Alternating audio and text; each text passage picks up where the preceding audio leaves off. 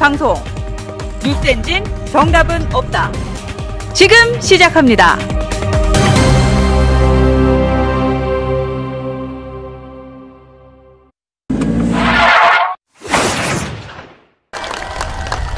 국민 여러분,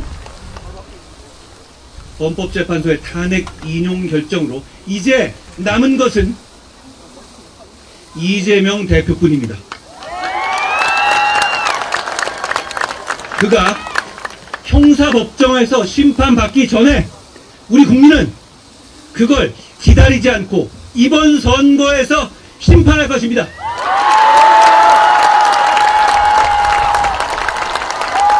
우리는 법원의 선고가 아니라 국민의 선거로 이재명 민주당을 이길 것입니다.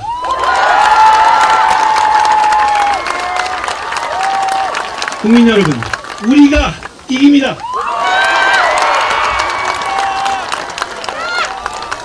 저 한동훈은 그 나물의 그 밥처럼 사람만 바꾸면서 적대적 공생을 해온 구시대 정체를 끝장내겠습니다. 보수와 진보, 영남과 호남, 화이트칼라와 블루칼라처럼 고정된 틀에서 태기를 강요하는 기득권 정치의 막을 내리겠습니다. 국민이 아니라 정치인만 좋은 지금의 정치 깨부수겠습니다.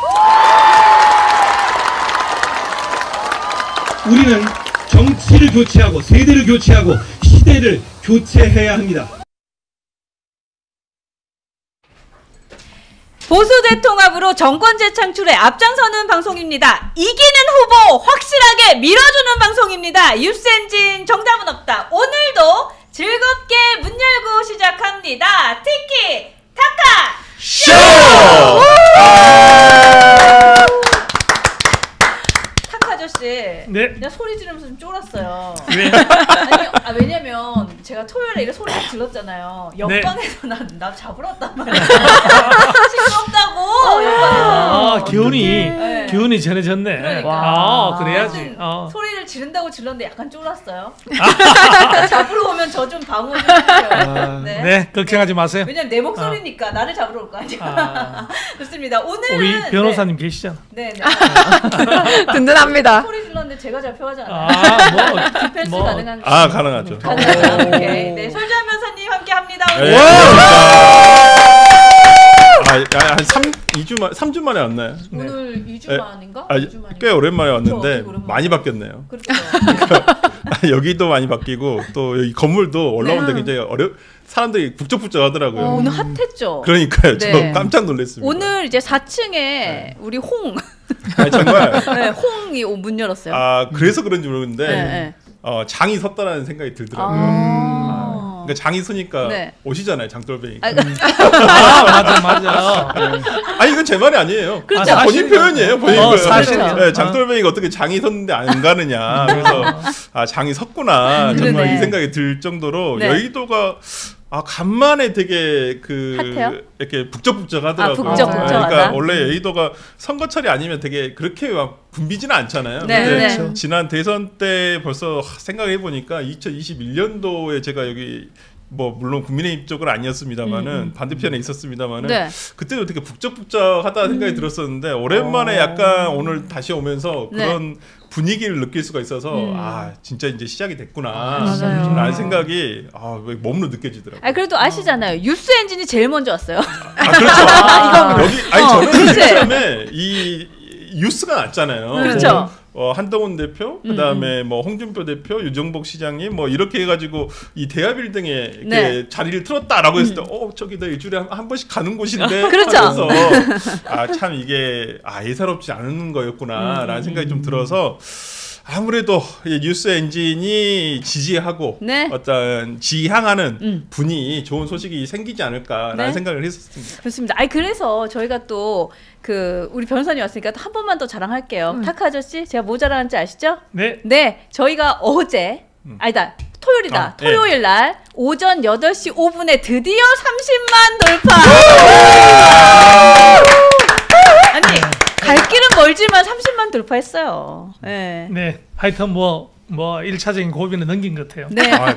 고비 넘겼어. 굉장히 힘들게. 네. 왜 그렇게 고비라고 생각하느냐 그러면 네. 뭐 이렇게 구독자의 그게 아니라 대선이 열린 시국에서 어떤 식으로든지 그렇죠. 한 대표를 더 지원해주기 위해서는 한 사람이라도 더 이렇게 보게 해야 되는데 그 네. 안타까움이 더 지루하게 느껴지더라고요. 더 지루하게 느껴졌는데 맞습니다. 그 고비 느껴가지고 또 한 사람 한 사람이라도 우리 방송을 통해서 한 대표의 경쟁력이 전해진다 그러면 네. 그걸로서는 굉장히 고무적이다 네. 이런 생각이 들고 네. 근데 이제 50만 가자 하시는데 그 얘기 되게 많더라고요. 30만 오기는 되게 쉽지 않은데 네. 30만에서 50만은 또 확 간대요. 맞아요. 그러니까 네, 아마 이번 대선이 맞춰질 때쯤이면 저도 그쵸. 50만 원 돌파하리라고 생각합니다. 저희도 좋습니다. 네. 50만을 넘어 100만. 네. 네. 가자. 그리고 우리 네 기자님. 추진력이 생겼으니까 네. 이제는 뭐 쫙쫙. 쫙쫙. 네. 아 또 우리 기자님 박수 한번 쳐줘야 돼. 우리 기자님도 박수 한번 쳐줘. 아니 기자님 이번에 특종하셔가지고 특종했어요. 아니 지난주 토요일에 우리 방송할 때 그때 당시에 오세훈 시장이 불출마 선언을 했어요. 하고 나서 1시간 뒤에 저희가 방송을 했는데 기자님이 갑자기 유승민도 불출마 선언할 것 같은데 이랬어요. 아주 바로, 뭐 그렇게 어. 불출마해야 되는 이유를 딱 집어서 얘기했는데 네, 네. 그대로 맞았습니다. 그러니까요. 네. 아주 뭐 조금 또 얘기 좀 해주세요. 우리 기자의 아유. 감각이 네. 네, 감사합니다. 감사합니다. 뉴스 엔진의 특종이었습니다. 네, 네. 네. 그래서 제가 제일 먼저 치고 나왔어요. 그래서 그 유승민 불출마 경선 불출마이긴 하지만 딱 보고 네. 우리 기자님 더 그만 놀려야겠는데 뭐 이런 생각도 하고. 근데 국민들이 오해를 많이 하시는데 네. 유승민 의원이 경선 불출마라고 얘기한 것은 지금 유승민 의원이 처해 있는 입장에 보면은 그분이 뭐 무소속으로 나간다든가 그럴 수 있는 상황이 못 되거든요. 그건 경선 불출마라고 이제 주변에서 말하는 거고 본인은 이제 불출마라고 이제 정리를 하는 게 맞을 것 같아요. 그러면 무소속으로 나올 확률도 없다고 네, 보세요? 그렇죠. 아니, 아, 지난번 그래요? 총선 때도 비슷하게 그렇죠. 썼었어요. 네, 네, 뭐 맞아요. 지난번 총선에서도 뭐라 했더라. 아예 총선 불출마라는 단어를 쓰지 않고 뭐 경선에 참가하지 않다. 뭐 이런 이제 약간 좀 애둘러 말했구나. 애둘러서 네. 말씀하셨는데 그 자체가 결과론적으로는 이제 뭐 거의 불출마이기 때문에 그렇죠. 저는 개인적으로 유승민 전 대표 같은 경우는 참 안타깝다라는 맞아요. 생각이 들지만은 안타깝죠 진짜. 네, 맞아요. 근데 정말. 그 저는 그런 분들의 조력이 국민의힘에는 필요하다. 그런 생각, 경제적인 생각이라든지 자유주의에 기초한 여러 가지 경제, 그 다음에 복지, 네. 그분도 복지를 소홀히 하지 않거든요. 맞아요. 그러니까 저는 어찌 보면 유승민 의원의 어떤 복지 중심의 경제 성장 정책, 그 다음에 뭐 그 오세훈 서울시장의 약자와의 동행 네. 이런 부분, 그 다음에 뭐 전국적으로는 한동훈 대표가 추구하는 어떤 약자와의 동행을 잇겠다라는 어떤 그런 정신, 격차에서, 예. 격차 이런 것들이 전부 다 저는 하나의 일관되게 쭉 가고 있는 정신이라고 생각을 하거든요. 그렇기 때문에 저는 유승민 의원과도 저는 한동훈 대표가 조금 지금 좀 경선 기간 중에는 좀 힘들겠지만은 네. 조금 이제 나중에라도 좀 한번 뵙고 그러한 부분에 대해서 서로 또 이렇게 심도 있는 얘기를 좀 하시는 게 좋지 않을까. 꼭 도와주세요. 국민의힘의 큰 자산이고 자산입니다. 아마 맞아요. 내년 지방선거 이번 대선 때도 아마 역할을 하실 거예요. 아마 후보만 제대로 된다면은 중도 확장성이 있는데 역할을 하실 거고 제가 봤을 때는 아마 우리 당에서 내년 지방선거에서는 큰 역할을 할 수 있는 제목이지 않겠냐. 썩히기엔 그러니까 우리- 너무 아깝다. 네. 맞습니다. 그렇죠. 보면은 그 네. 표현이 맞겠다. 맞아요. 썩히기엔 아깝다. 청년들도 예. 얘기하는 게 뭐냐면 네. 그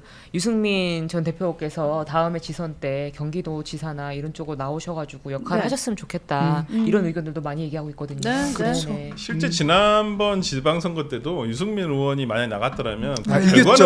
누구도 게임- 아쉬웠어요. 저는 맞아요. 몰랐을 거예요. 뭐 게임 아마. 무조건 이겼다고 봅니다. 네, 그때도 제가 그때는 김동현 캠프 있었는데 하여튼 김동현 도지사가 굉장히 근소한 차이로 이겼거든요. 네, 거의 새벽 그렇죠. 저도 계속 봤는데 새벽 3시까지도 맞아요. 몰랐었어요. 그래서 저도 새벽 5시에 뒤집히는 거 보면서 갔었거든요. 하긴 박빙이었어. 그렇기 맞아요. 때문에 네. 근데 지금 생각해 보면 그때 유승민이 나왔으면 맞아요. 와 진짜 힘든 선거였겠다. 네. 그나마 김은혜 의원이었으니까 이렇게 그냥 그 어려운 상황에서도 된 거였다라고 생각을 하거든요. 대선 바로 직후에 열린 지방선거였기 때문에 당연히 지는 거였었어요. 네, 네. 근데 이제 정말 이건 공천을 잘못한 거죠. 공천을 잘못한 윤 대통령 때문에 그런 거죠. 윤 전 대통령 때문에 다행히 반사의 이득으로 이제 이긴 거기 때문에 저는 뭐 유승민 의원 같은 경우에는 확실히 한 번 정도는 역할을 하시지 않을까 네, 생각합니다. 네, 맞습니다. 근데 이제 썩히기 아깝다는 말씀이 되게 많은 것 같아요. 예, 예. 아니 제가 그렇게 표현하니 좀 너무 아니 뭐 그런, 사실은 네, 그리고 그런 표현 좀 좋아요. 우리가 늘 방송 중에 자주 하는 얘기입니다. 네.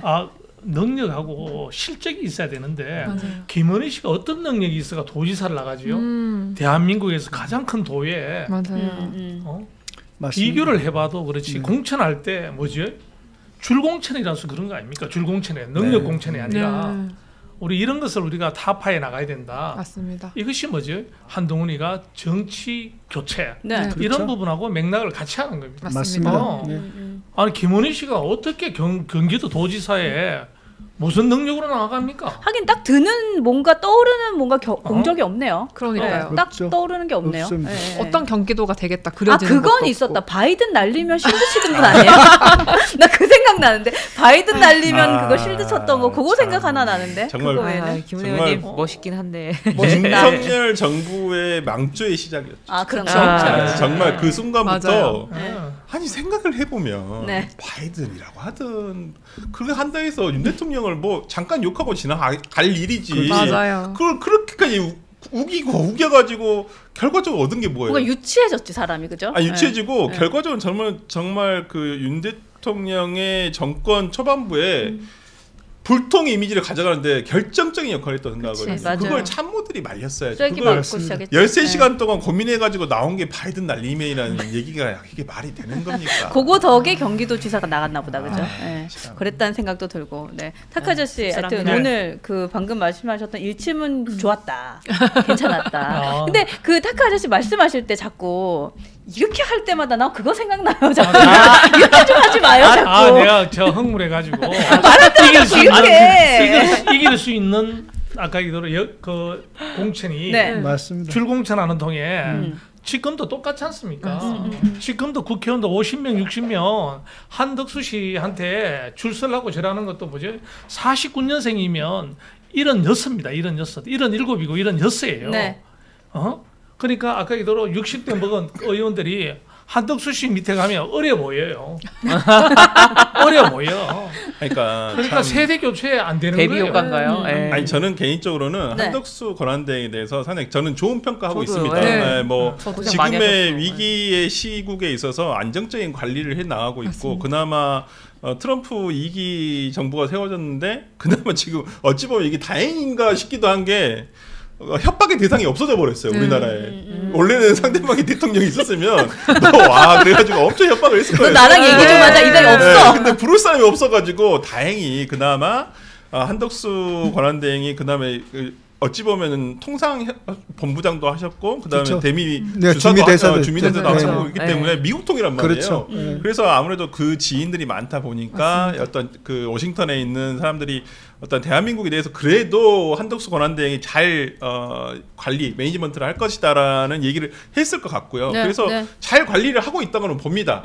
다만 우리가 이제 앞으로 뽑을 대통령은 짧게는 3년, 뭐 길게는 5년 할 수도 있는 거잖아요. 그러면 2030년대를 열어가야 되는 대통령이란 말이에요. 맞습니다. 근데 이제 저는 나이가 중요하지는 않다고 보지만 그래도 한덕수 권한대행이 70년대에 공무원이 되셨던 분이에요. 70년대요? 와. 그렇기 때문에 지금 2030년을 바라보는 이 시국에 대한민국을 이끌고 갈 사람이 꼭 한덕수 권한대행이어야 되느냐라는 부분은 좀 생각을 해보시면 좋겠다. 좀 이제는 70년대의 자유주의 사상이 어떠한 좀 체화가 된 그런 리더가 대한민국을 끌고 가면 좋겠다.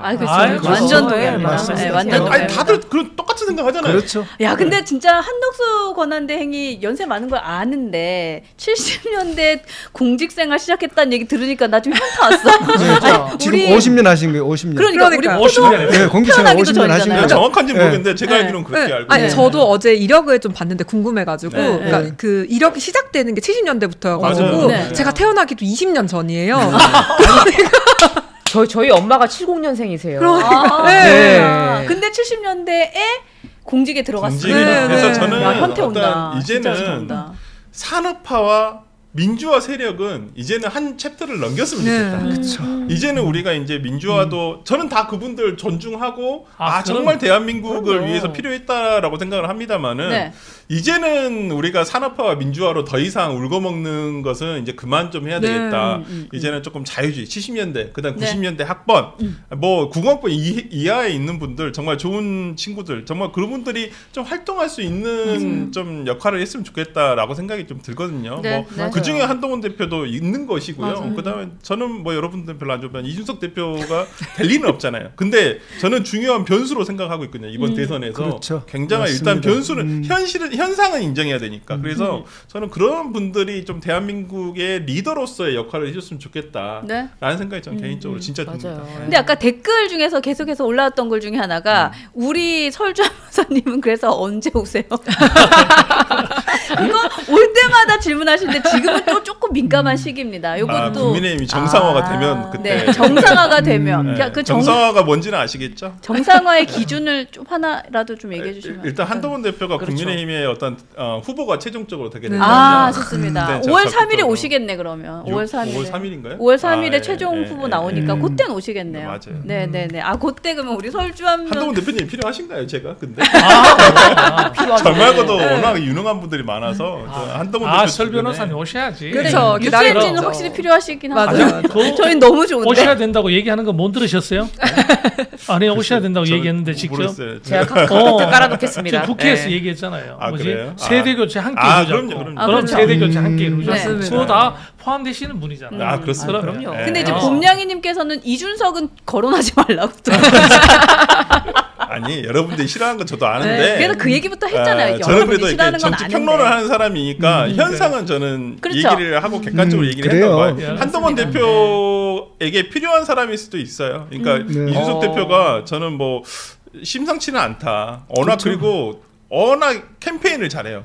진짜 어느 누구보다 제가 볼 때 대한민국 선거 나온 사람 중에서는 캠페인을 잘하는 건 사실이야. 근데 요즘은 솔직히 근데 조금 제가 봐도 조금은 진부해 보여요. 감 떨어졌구나. 아니 이준석 대표가 하는 게 옛날에 다 써먹었던 것들이야. 맞아요. 그게 또 국민의힘 안에 있으면 뭔가 좀 달라 보이거든요. 맞아요. 근데 이제는 나가서 하니까 맞아. 옛날에 했던 건데 이게 개혁신당 그 선거 캠프 페인트 칠하는 거 깜짝 놀랐잖아요. 만약에 다른 후보가 국민의힘에서 그거 시켰으면 젊은 애들 열정페이 시킨다고 했을 텐데 본인은 막 이렇게 페인트 칠하는 거 올리더라고요. 그래서 좀 그런 느낌 많이 나요. 그러니까 저도 이제 이준석 그러네. 대표를 과거에 있을 때 좀 많이 연구를 해봤는데 국민의힘에 있어서 시작했던 것을 지금 다시 조금 되풀이하는 느낌이에요. 그러니까 그래서 대구에서 시작을 한 거예요. 왜냐하면 그 이준석 대표가 지난번 대표에서 쫓겨나가지고 길게 얘기할 거 아닌데 하여튼 1분만 얘기할게요. 그 대표에서 쫓겨나서 대구에서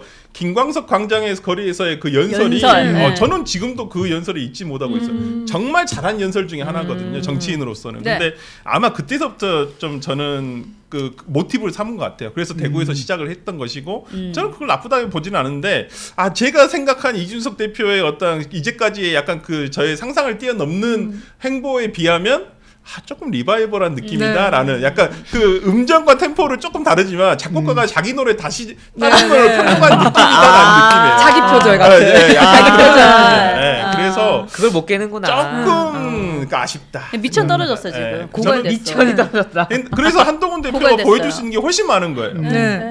그러니까 기존의 국민의힘에서 보여주지 못한 이벤트 모습 등을 정말 많이 보여주면 사람들은 이렇게 맞아요. 이제 쳐다보기 시작한단 말이에요. 그러니까 아까 여러분도 재방송은 노잼입니다. 이런 맞아요. 얘기했어요. 여러분 라이브로 함께하고 있습니다. 네, 티키 타카 쇼.